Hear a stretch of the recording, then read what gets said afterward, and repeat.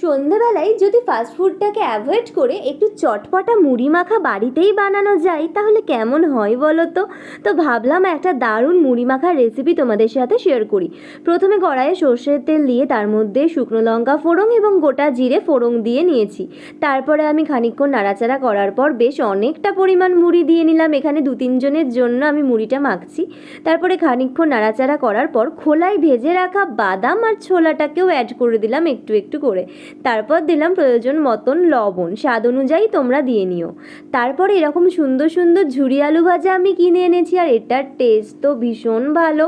তো এটাও আমি অনেকটা অ্যাড করলাম, আর আলু ভাজা তো আমার ভীষণ ফেভারিট। আর সাথে ডাল চানাচুর উইথ গাঠিয়াও দিয়ে ভালো করে নাড়িয়ে নিলাম। আর মিডিলে কিন্তু আমি গ্যাসের ফ্লেমটাকে অফ করে দিয়েছিলাম, এটা ভীষণ ইম্পর্টেন্ট।